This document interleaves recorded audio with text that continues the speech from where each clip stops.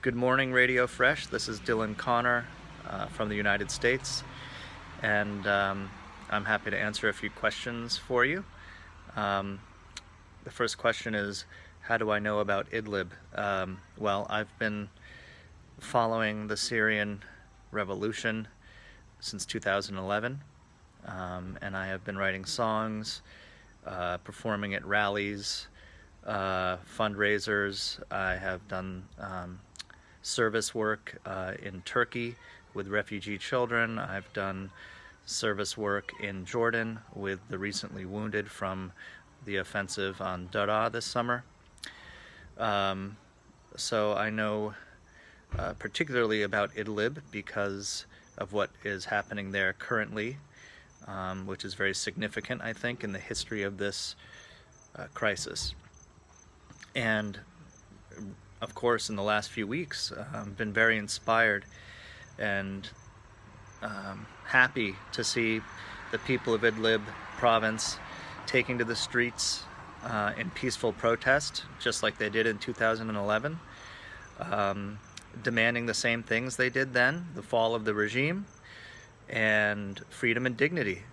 And now, of course, a request for detainees to be released is another important demand. And I've always kept the revolution in my heart, and I admit I'm an idealist, a romantic, if you will. And so when I saw these recent protests, it brought back those feelings that, you know, when you're demanding things that are good and human rights, that hopefully good will prevail.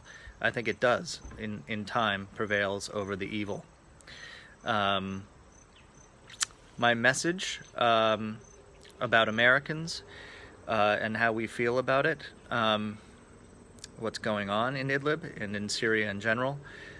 I mean, we're a big country with a lot of different opinions, so I can't speak for everyone, but I will say that there are thousands of us who work every day in several different fashions to help achieve freedom, democracy, and self-determination for the Syrian people. Particularly, I work with the Syrian American Council. I am the chair of missions for that organization, and they work to petition our U.S. government to act in favor of a democratic and free Syria. They do all kinds of incredible advocacy work and work tirelessly.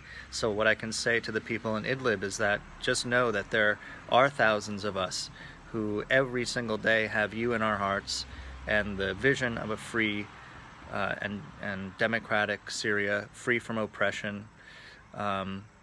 We have it in our sights all the time, and we have not given up.